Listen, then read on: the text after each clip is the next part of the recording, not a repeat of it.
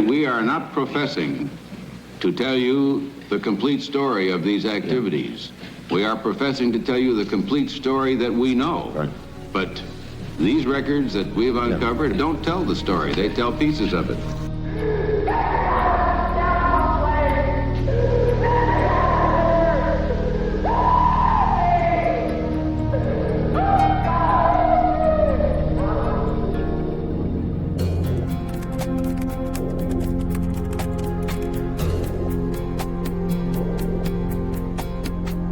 I look at mind control as kind of a more general, informal level of mind control, and then what I call psychiatric mind control. So psychiatric mind control is there's actually a psychiatrist or a doctor right there interacting one-on-one with the person who's the target of the subject.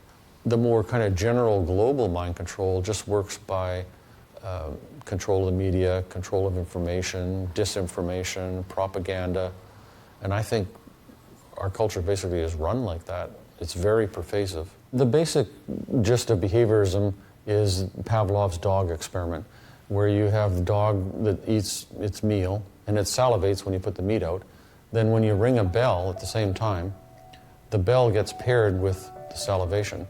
And then what you find, if you condition it enough times, you can just ring the bell and the dog will start to salivate.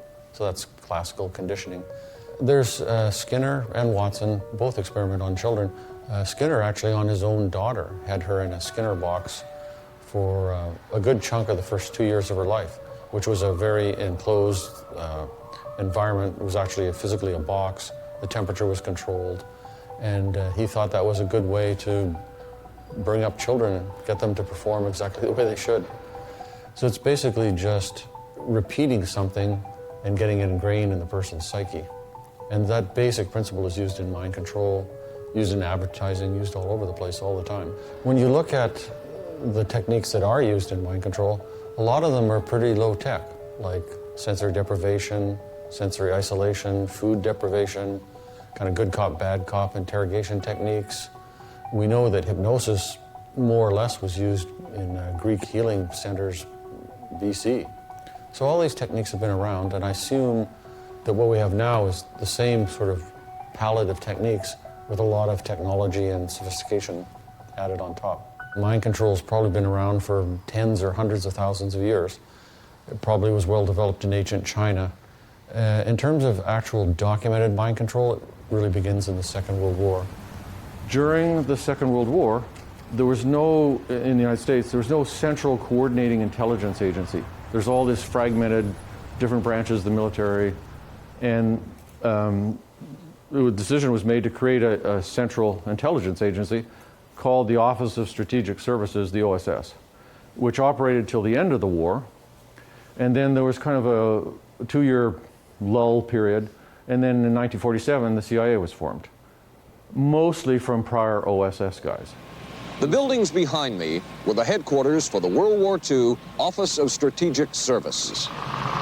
It was here that the first halting steps toward mind control began. The shaper and molder of OSS was General Wild Bill Donovan.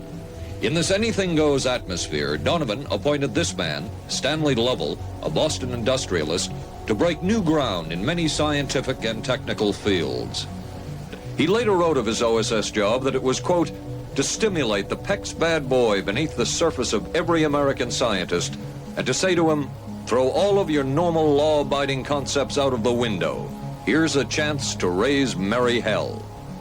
It was in this atmosphere that the search for mind control began. It was the Cold War, and especially the trial of Joseph Cardinal Mindszenty, who was forced to testify in a Hungarian court that he was a spy. And then later, the Korean War, with the coerced and mainly fraudulent confessions of American servicemen. My information took place on the... that would spark intense interest in intelligence circles about brainwashing. In this setting, you can get people to do most anything, do you see? Because you don't have to lay a hand on them. And by the time you get through and you go up before the judge, the fellow says, were you a spy? He says, yes, I was a spy. The Chinese never really had this kind of a state police system. They would get him in, and all this fellow does is ask you to write, rewrite, and talk to him about your whole life. Graduated from pilot training in 1949. While the purpose of the study was to find out about communist brainwashing techniques, CIA documents show that the agency was interested in developing mind control methods of its own to precondition and control Chinese living in this country to be sent back to their homeland as CIA agents. The documentation on G.H. Estabrooks, who was a contractor during the Second World War, proves that active mind control experimentation was already going on in the 1941 to 1945 time frame. The Office of Strategic Services, which is the precursor of the CIA, was studying different types of drugs, interrogation techniques, and G.H. Estabrooks was creating super spies, Manchurian candidates, using hypnosis and other techniques that were used operationally during the war. And the OSS then was shut down at the end of the war, and most of the personnel then became the new CIA in 1947. And the CIA's programs begin in 1950 and run forward to 1973, and then after 1973, everything is classified. The man who would oversee the CIA's research into drugs and most of the agency's behavior programs is this man, Dr. Sidney Gottlieb, a chemist. He retired in 1973 and destroyed the records of this work. In sort of a valedictory letter, Dr. Gottlieb wrote that he and his colleagues had been able to maintain contact with the leading edge of developments in the field of biological and chemical control of human behavior. Dr. Gottlieb also testified before the Senate subcommittee, but from an anteroom where he could not be filmed. Qualifications would be the subject selected to produce the kind of behavior that you wish, the amount of time, the procedures that are utilized, and the motivations of the people who are designing, executing, and administering the procedures. You're asking whether an individual can be, under hypnosis, influenced, coerced, persuaded, shaped to perform an antisocial act, or a destructive act, or an act of violence. My answer would be yes. This term Jekyll-Hyde personality is used repeatedly by G.H. Estabrooks. He, at various times, did seminars on military uses of hypnosis and creating the super spy on a variety of different military bases. In 1943, in his textbook Hypnotism, and as late as 1971 in an article in a magazine called Science Digest, he describes creating Manchurian candidates, which is artificial multiple personality, just like the Bourne identity, during the Second World War for operational use on contract to the Army. He would create, there's Jones A as the original guy, then he would create Jones B, which he called a Jekyll-Hyde personality. So he used this phrase Jekyll-Hyde personality quite a lot. And an example of an operation would be Jones is called in to see this colonel, and the colonel has been told what the hypnotically implanted code word is. It's "the moon is clear." So this guy comes in, he thinks that he's being sent to Tokyo on a routine, unclassified courier assignment. He's given the assignment, and then the military guy in Washington goes, "The moon is clear." Jones B comes out, the military guy in Washington gives him the classified information, flips him back to his regular self. He flies over to Tokyo. The colonel at the far end says, "Oh, hi, nice to meet you, thank you." That's the above board assignment. The guy at the far end says, "The moon is clear." Out comes Jones B, gives him the information, the response is inserted, back he goes. And he describes these guys having complete amnesia for the operation and being used operationally in a variety of settings during the Second World War. The typical way that you hypnotize somebody is you either, you don't actually usually use the swinging wristwatch anymore, but you use kind of relaxation, close your eyes, feet are getting warm, all the way up your legs, hands, whole body's getting warm and relaxed, you're going into a deep, deep sleep. And you're basically getting the person to narrow their attention and focus on you and heighten their suggestibility so that they'll comply with the things you're doing. And you can use hypnosis in a kind of direct, obvious way, where, hello, I'm going to hypnotize you, here's what I'm going to do. Or you can also do it in a kind of indirect, more tricky way the person barely notices.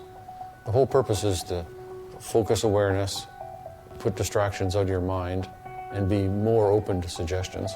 These mind control programs for creating Manchurian candidates don't just use hypnosis or just LSD or just interrogation techniques.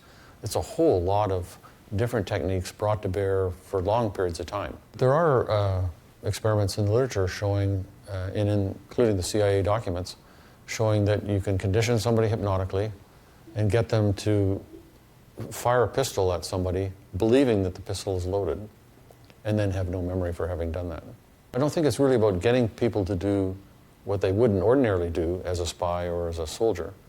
It's more about if they're captured and interrogated, it's all hidden behind an amnesia barrier. It's about protecting the assignment. There's specific experiments going back to the Second World War and in the CIA documents in the 50s and 60s to create amnesia.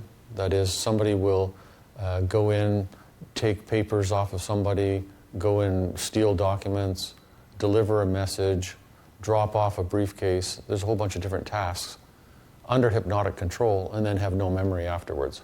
The Manchurian Candidate, which is the artificial multiple personality, is kind of like the super version of that, where it's not just simple amnesia.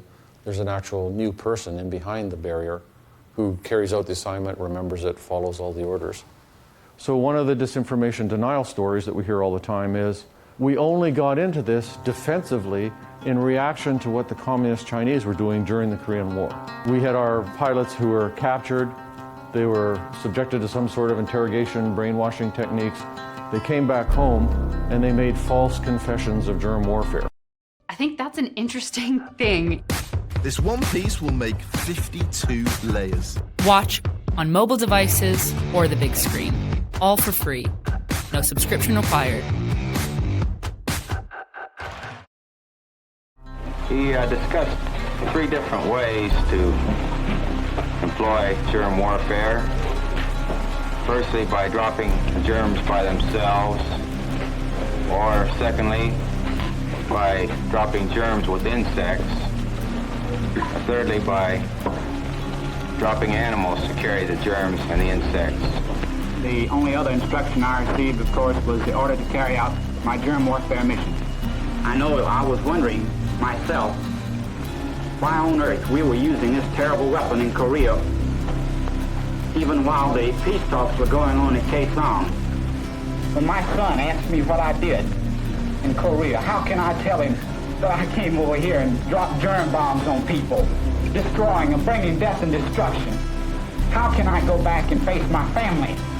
In a civilized world, how can I tell them these things, that I'm a criminal in the eyes of humanity?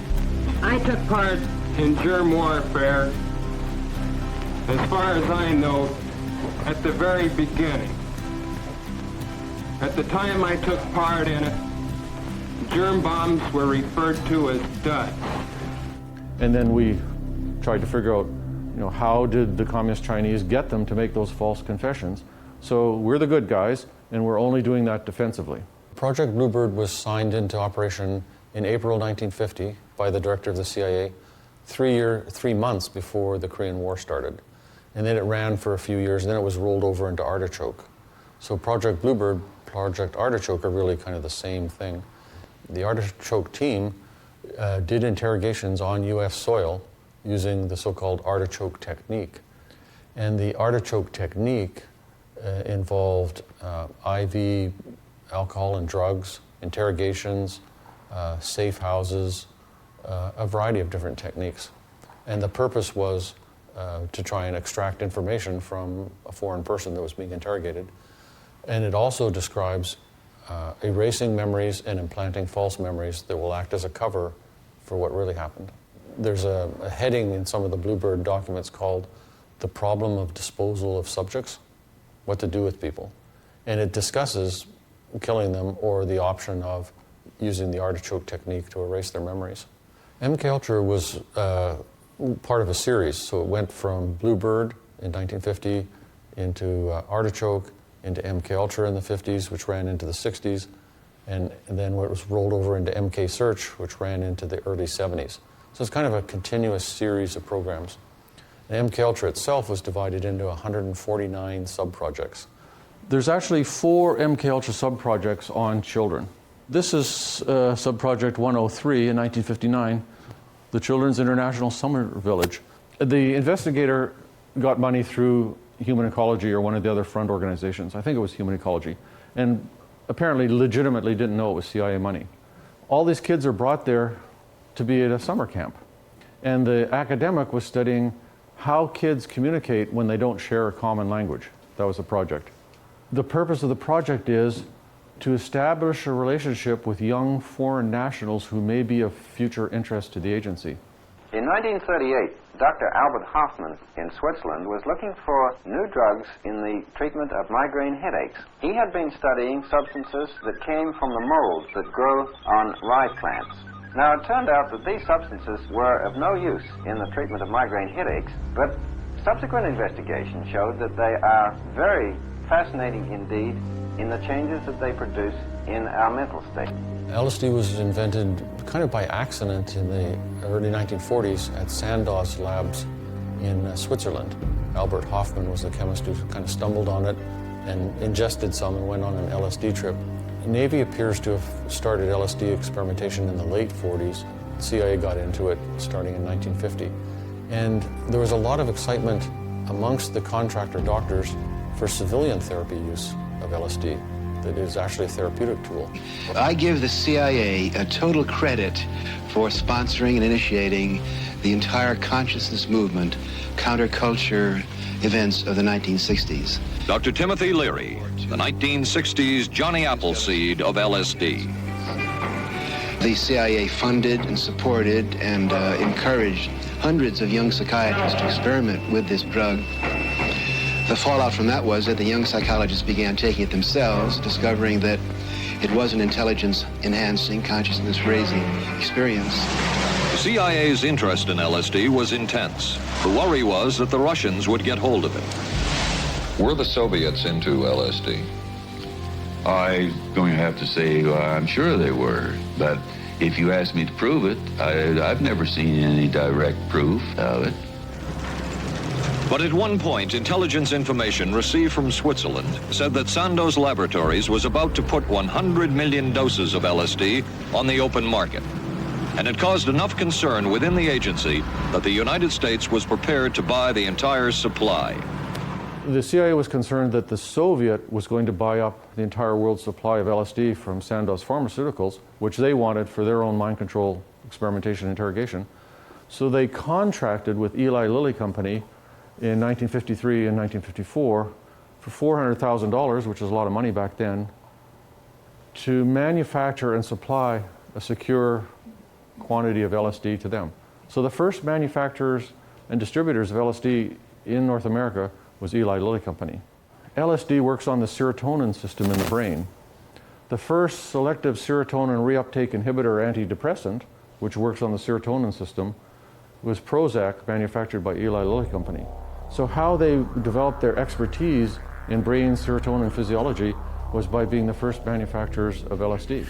Lilly has been for a long time really committed to discovering and developing medications to help people with serious mental illnesses, certainly including depression, and of course Prozac, which is arguably the world's most widely recognized antidepressant, has been marketed since 1987 and is the drug which, as several people have noted this morning, is the first and the only antidepressant which actually has a labeled indication for the treatment of children who are depressed.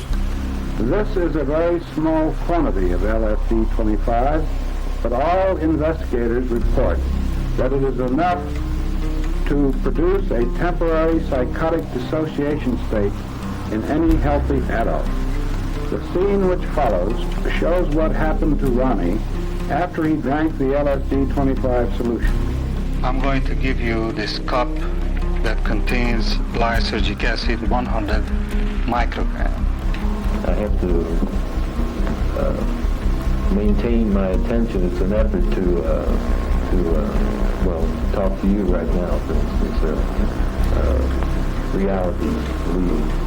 It seems to feel that I'm going to watch it. You have the feeling that the rock feels that you are watching. Is that correct? Well, somehow or other, I think that I'd like to rescue myself from the idea that there's so many different realities here. I'd like to find out what reality I'm in. Does it seem like you've been here a great long time? I've lost all time perception. Just trying to keep things or true situations, trying to be aware of it, trying to stay in contact with reality. Have you felt a waxing and waning of reality?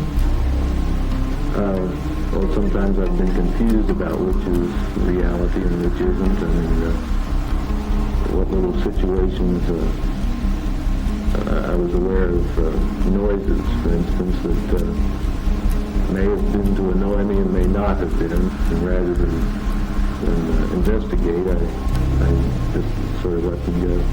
This feeling comes over me of almost like the singing, of angels or something.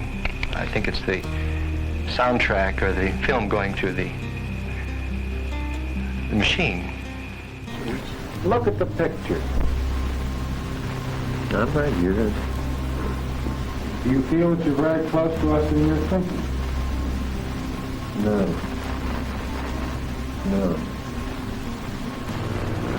Can you tell me anything about your thinking now? Ron? I seem to wake up to a new world. The same situations, same people and environment, and yet everything, that is my mental state, my life, had been altered. I can't understand. There's something about you. No more too, man.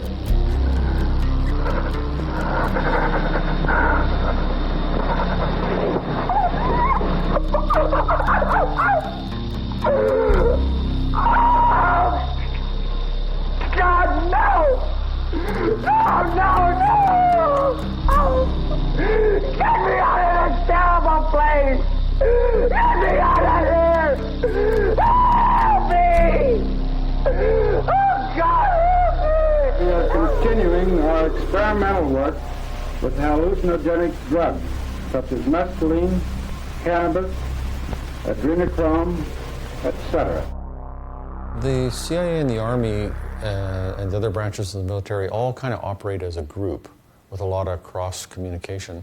So they developed a series of drugs, one of which is called BZ, which is a kind of super LSD where you go on a trip for about 4 days. In the mid-70s at Senate committee hearings, the General Counsel for the Army released a list of about 125 drugs that the Army had tested for mind control. The Army Chemical Corps next provided the opportunity for exploration of the nervous system with more powerful substances, both in the laboratories and in the field, and for the realization of a strong desire to reversibly reproduce and control derangements at the highest integrative levels, including the mind. A lot of these LSD and other experiments were funded jointly by the CIA, by the Public Health Service, and by the Masons, basically, through the Scottish Rite Foundation. The cutout organizations, the front organizations are called cutouts. The Human Ecology Foundation, which was one of the front organizations through which the CIA funneled money to other investigators who often legitimately didn't know it was CIA money. Well, they were people at obscure institutions like Cornell, McGill, MIT, Johns Hopkins, Columbia, Princeton, Stanford. So these experiments at top secret clearance level were done at basically all the major teaching institutions in the United States. Other Army experiments continued on mental patients around the country. Work done at the Tulane Medical Center in New Orleans involved several drugs, hallucinogenics, and electrodes implanted in the brain. The chief researcher was Dr. Russell Monroe, now head of the psychiatry department at the University of Maryland. Was this patient aware that she was being given LSD? Yes, I mean, they were told that they would be given some medication, and they should have Specifically LSD? Well, we told them, I don't think that they would have even known what LSD was then at the time. They were told that they were going to they would be given some medications which might make them feel worse. They were looking for an incapacitating agent, an agent that would not harm the person permanently, but would incapacitate them temporarily. That seemed like a a humanistic way to, to wage a war, if war is necessary. Back in the days when I first came here, there was a famous therapy program that operated in Oak Ridge for over a decade. And this program specifically targeted and tried to help serious mentally disordered offenders, people who'd done very serious and terrible crimes. The goal of the program was to try to help these people understand their own behavior, their own motivations, their own background, in an attempt to try to help them avoid that kind of violent behavior in the future. And it was a very radical program in the sense that it used techniques that had not really ever been tried before. The program, for example, used a lot of what we called in those days defense-disrupting therapies. This defense-disrupting therapy, for example, would have people involved in these very long-term group therapy sessions. They might last, 48 hours, with people not sleeping. The idea, of course, here was that by depriving people of sleep for these kinds of periods of time, their defenses and their masks, if you want, would be lowered, and people would be able to reveal and understand each other's deeper inner selves. They also used some defense-disrupting drugs, most famously LSD, but more commonly they used things like scopolamine or even alcohol to try to get this mask or this outer self peeled away so that the participants in the program would be able to more clearly understand themselves and each other. It was quite fascinating to me and to my colleagues that this program had been going on for such a long time, was so highly regarded, and it was still going on when I first came here in the 70s. The most chilling experiments we have uncovered took place at this Gothic estate called Ravenscrag, halfway up Mount Royal in Montreal. It houses the Allen Memorial Institute of Psychiatry of McGill University. It was here that the CIA funded a series of experiments, severe experiments. The work was done by the Institute's then director, Dr. Ewan Cameron. It is the closest experimentation to brainwashing yet disclosed. His work, unprecedented in psychiatry, consisted of 3 areas which he called sleep therapy, psychic driving, and the ultimate depatterning. In his psychic driving, so-called type of therapy, he would give the patient intensive electric treatment in order to make the patient regress deeply, become forgetful, and then he would attempt to implant new ideas in the mind of the patient. Now, to a layman, it would appear that Dr. Cameron was trying to take the slate and wipe it clean, the slate being the mind. In other words, brainwashing. Exactly, that's a very good comparison. Brainwashing. Yes. The next step was what he called psychic driving. This involved almost endless tape-recorded messages and more drugs for the patient. Cameron wrote that this was the way to make direct controlled changes in personality.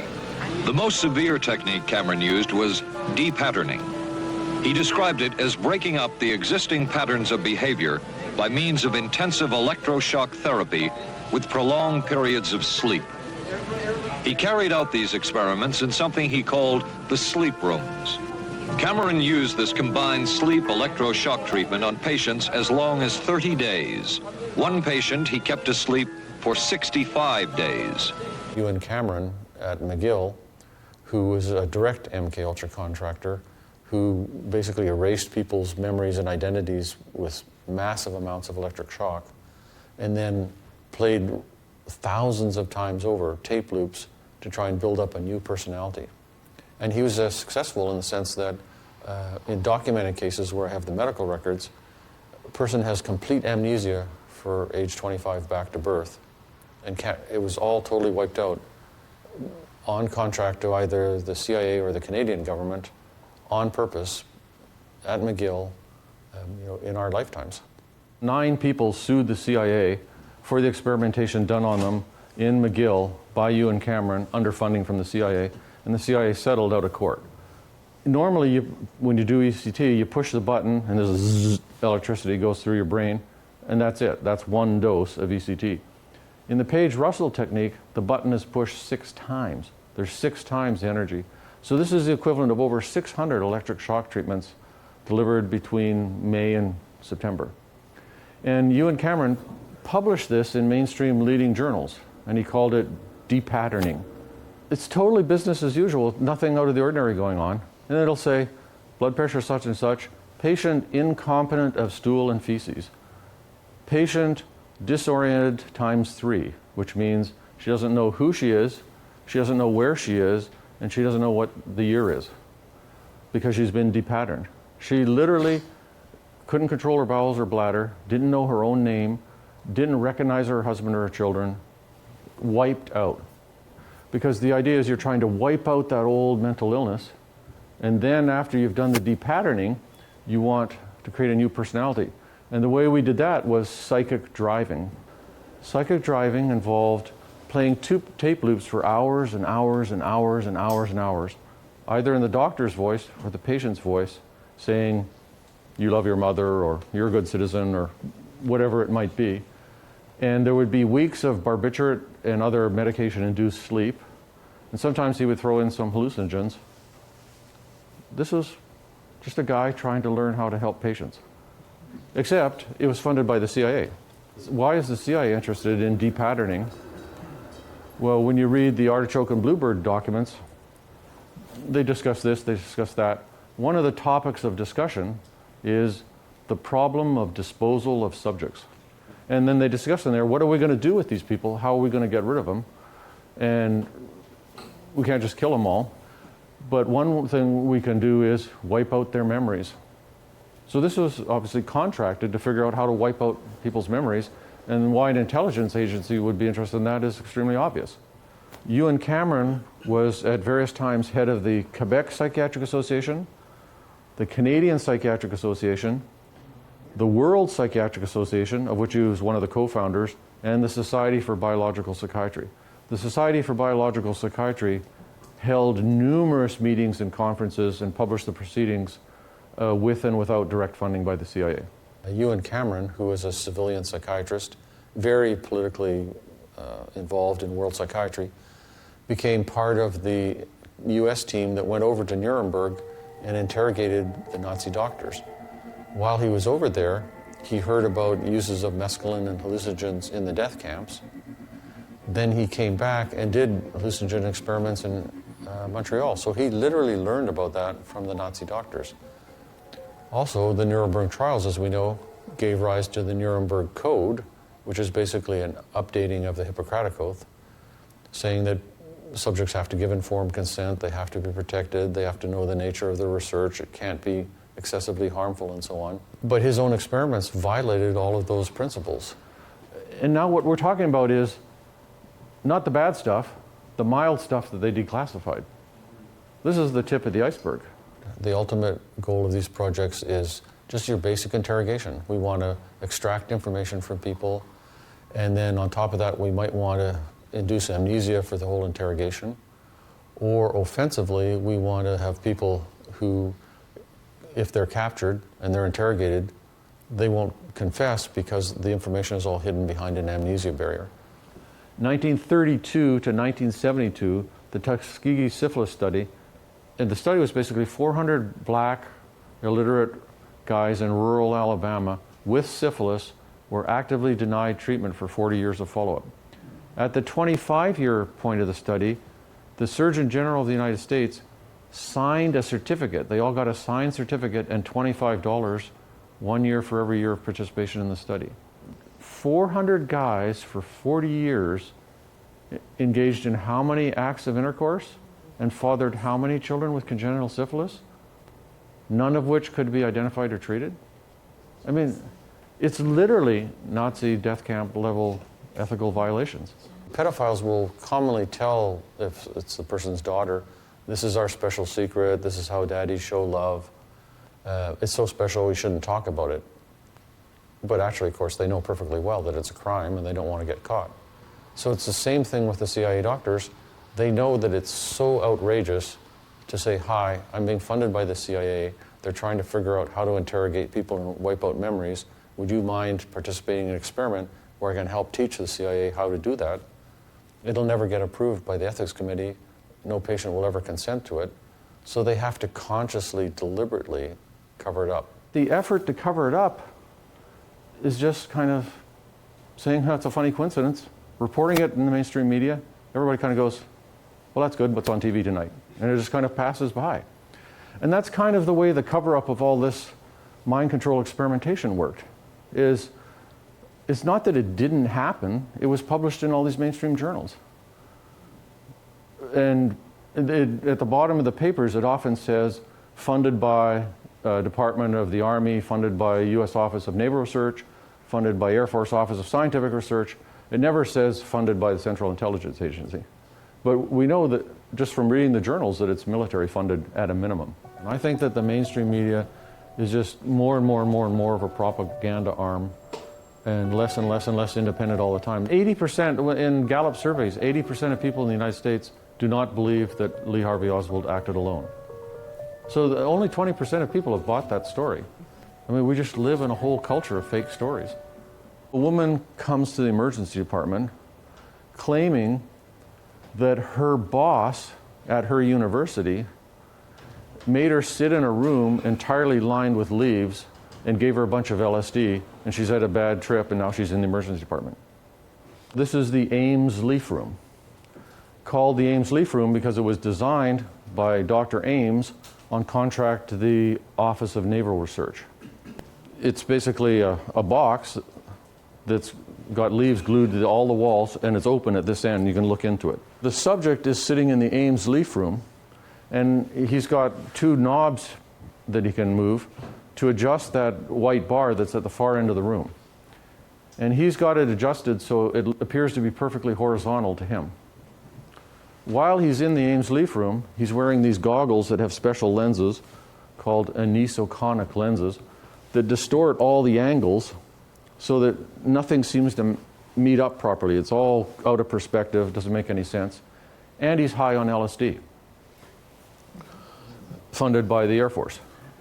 So as a result of this experimentation, Dr. Marazzi was able to determine that if you sit in a leaf room wearing lenses and you're high on LSD, you can't see straight. This is incarcerated sex offenders are the experimental subjects here.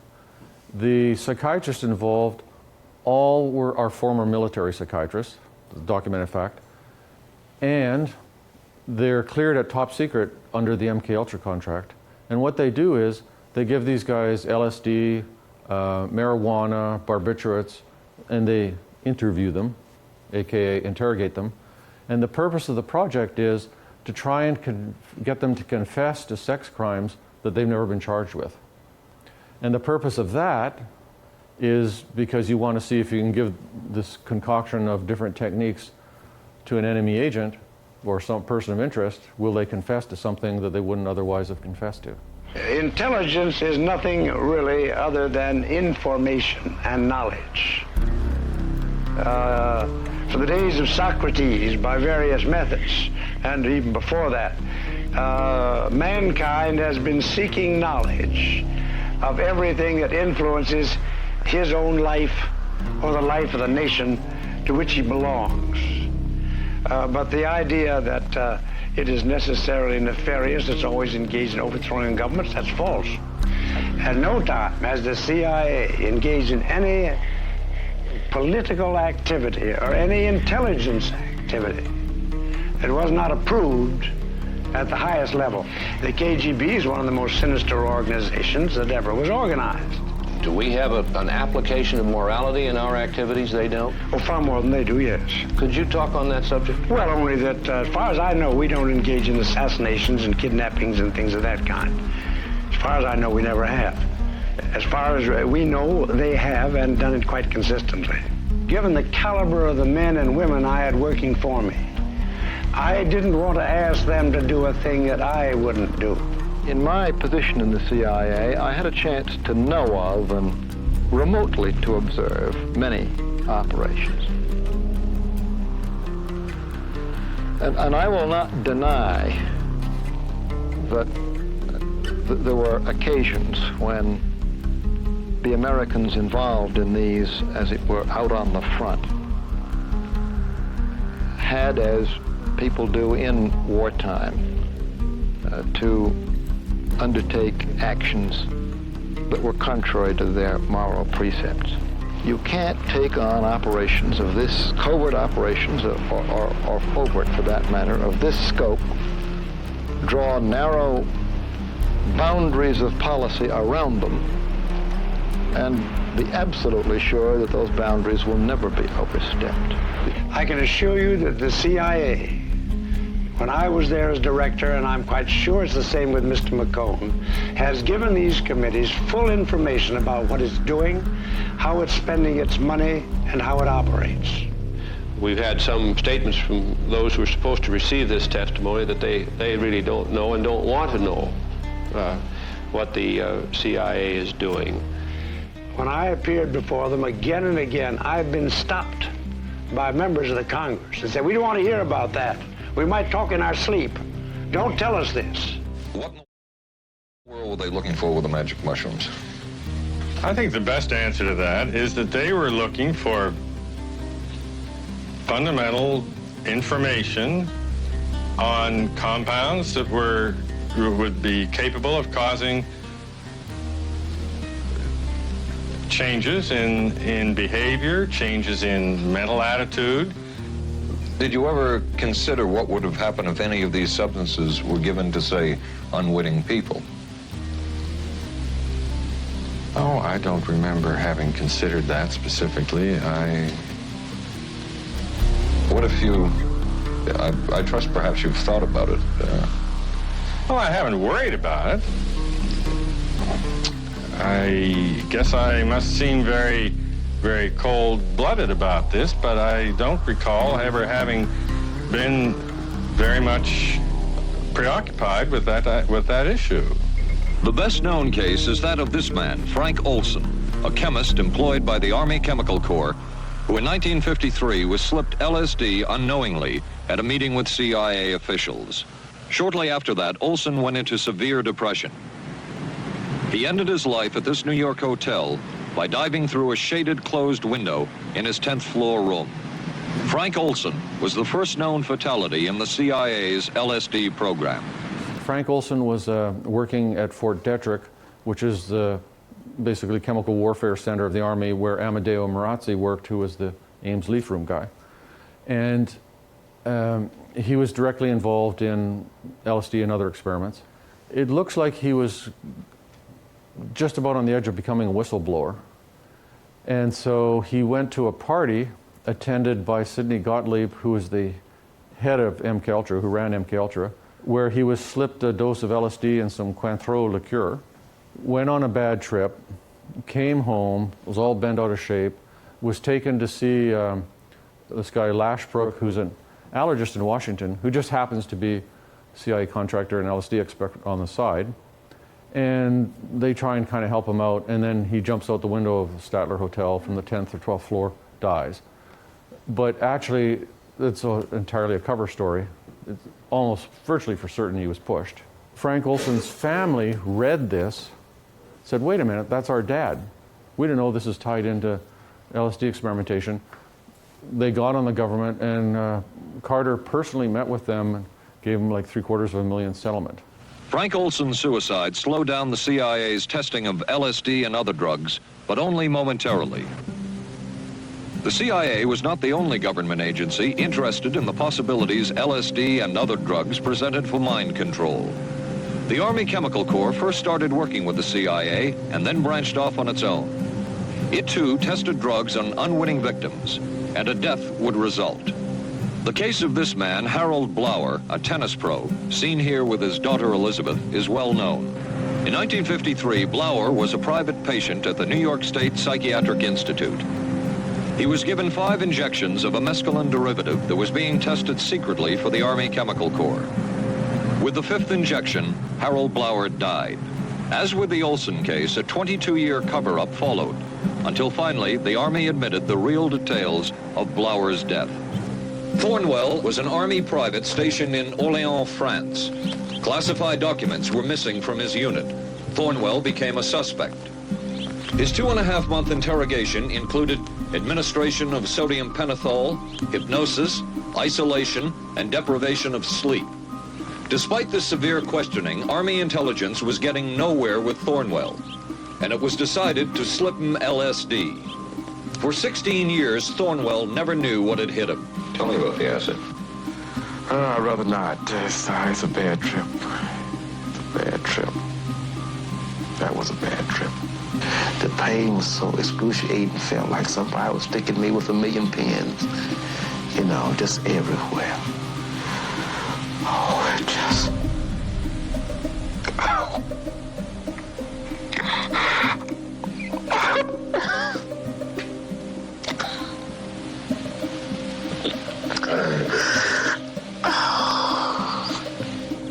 From the Army's point of view, this type of LSD interrogation was a success. Other documents refer to the exploitability of interrogation subjects, cracking them, keeping them off balance mentally, and providing an economical, speedy, and productive aid to interrogation. This bizarre man would be an active participant in that search over the next 2 decades. His name is George White, an OSS captain who had formerly been with the Bureau of Narcotics. He received his early OSS training at the British-run school at Oshawa, Canada, the same school where Ian Fleming, the creator of James Bond, was trained. White referred to the school in his diaries as the Oshawa School of Mayhem and Murder. George White worked with the Truth Drug Committee here at St. Elizabeth's Hospital in the nation's capital. They experimented with mescaline, scopolamine, and marijuana on unwitting victims. The committee soon learned there was no easy panacea, no truth drug at this stage. But White and later colleagues would not stop trying. The goal remained the same. As this 1952 CIA memo says, the aim is controlling an individual to the point where he will do our bidding against his will, and even against such fundamental laws of nature as self-preservation. White set up so-called safe houses for the CIA in New York, here in Greenwich Village, and later in San Francisco, in this hotel, and in an apartment atop Telegraph Hill with a commanding view of San Francisco Bay. While the existence of these safe houses was disclosed last year, details of what took place within them has not been told. A former CIA official who worked in the safe houses reveals that they were used not only for drug testing, but to study sexual behavior and how it could be used to manipulate people. George White hired prostitutes to go to bars and pick guys up, bring them back to the safe house, have sex with them and slip them LSD without their knowing it, and the CIA guys would make scientific observations of this through the one-way mirror. And it says in the documents, the purpose of this is to study the effects of an unwitting dose of LSD under conditions that mimic a field interrogation. Just down at the bottom it says, it's a lot more difficult than you would think to create these Jekyll-Hyde personalities. So Jekyll-Hyde personalities equals multiple personality equals the Manchurian Candidate. So why is there a comment about the difficulty of creating Jekyll-Hyde personalities when there's only one contact with each of the Johns? He has sex and he gives LSD. You can't possibly be creating a new identity in that guy. So the only possible person you could be creating a new identity in is the prostitute. These are Manchurian Candidate prostitutes who were being run through simulations to see whether they could turn a trick and attempt to extract information from the guy, and maybe LSD would help with that. These are unwitting civilians, haven't given informed consent, don't know they're getting LSD, and there's no follow-up. How did they go off the rails? Did they have fun? Did they go home? What happened? No idea whatsoever. Absolute and total violation of medical ethics. And there's doctors under MKUltra and MKSearch directly involved in this experimentation. In terms of the Manchurian Candidate, the idea is to use hypnosis, drugs, fear, terror to split off part of the mind. And then you can get control of that part of the mind separately, and that part of the mind can carry out missions. You could use sexual torture, you could use witnessing torture of others, you could use physical torture, mental torture. There's really no limit to it. Louis Jolyon West is known as Jolly West because he's a very jolly guy, I assume. Top secret cleared MKUltra contractor. One of his greatest accomplishments was killing an elephant at Oklahoma City Zoo with a dose of LSD. Louis Jolyon West, Martin Orne, Margaret Singer, and Robert Lifton were expert witnesses at the Patty Hearst trial. She's in her apartment with her boyfriend Stephen Weed when the Symbionese Liberation Army storms in, guns literally blazing, there's gunfire. Her boyfriend Stephen Weed's knocked out with a rifle butt. She's put in the trunk of the car, taken away to the Symbionese Liberation Army safe house, where she's kept in a closet for 45 days. There's mock FBI raids during which she thinks she'll be killed at any time. She's raped in the closet, extreme sensory deprivation, sensory isolation. She then subsequently participates in a bank robbery under the name of Tanya and is photographed during the bank robbery. There was a murder in Dallas, so they called him in to examine the murderer, whose name was Jack Ruby. Now flash forward to the 1995s, Timothy McVeigh is arrested for the Oklahoma City bombing, taken to Tinker Air Force Base where he alleges that a computer chip was removed from his buttocks, and a psychiatrist has brought in Louis Jolyon West. He was involved in the UCLA Violence Project, which was actually approved by Ronald Reagan when he was the governor of California, but shut down by public protest before it actually became operational. And they were going to take sex offenders, put electrodes in their brain, and there would be both a tracking electrode and an immobilization electrode, basically. So they would track these guys when they were released from prison. If they went outside a restricted area, a signal would be sent to their brain, immobilizing them, and the police would come pick them up. Going back to the 50s, in the CIA military documents, and also in the general psychiatric and medical literature, there's very clear descriptions of putting electrodes in people's brains and then stimulating those electrodes with radio waves from a remote transmitter box and controlling the person's behavior, dramatic changes in behavior and mental state. Now we're at brain electrode experiments at Tulane. Robert Heath, what he did is he put electrodes in this gay guy's brain, who was 19 years old, and he studied his brain electrical activity, and then he hooked him up to a little belt. So I've got a little belt here. On his belt, he had a button in a box, and he could push the button because the wire went from the box to the electrode into his brain, and bring himself to kind of a pre-orgasmic state. So they had to take the box away from him because he pushed the button 1,500 times in 3 hours. They had him watch heterosexual pornography over and over and over and over while in a pre-orgasmic state to try and condition him to become straight. Jose Delgado, you can actually find him on YouTube. You can see the video where he's in the bull ring with the bull that comes charging at him. The bull's got electrodes in his brain. He pushes the box and the bull just goes over there. Neurophysicist Dr. Jose Delgado was financed by the Office of Naval Research. In this experiment, the bull is sedated. Electrodes are implanted in its brain. Delgado transmits an electronic impulse to the center of the bull's brain. Delgado has remote control of the animal. Recently released CIA documents refer to the feasibility of remote control of animals, and that special investigations will be conducted toward the application of selected elements of these techniques to man. This is his book, Physical Control of the Mind. We need a program of psychosurgery and political control of our society. The purpose is physical control of the mind. Everyone who deviates from the given norm can be surgically mutilated. Man does not have the right to develop his own mind. This kind of liberal orientation has great appeal. We must electrically control the brain. Someday, armies and generals will be controlled by electrical stimulation of the brain. This is a Yale professor of neurosurgery. He literally wanted electrodes in every brain in the population. The controlling elite would be so small, even the generals would have electrodes in their brains. No doubt, like everything else, it's become more miniaturized, more computer sophisticated, and probably can be controlled from satellites now, I would assume.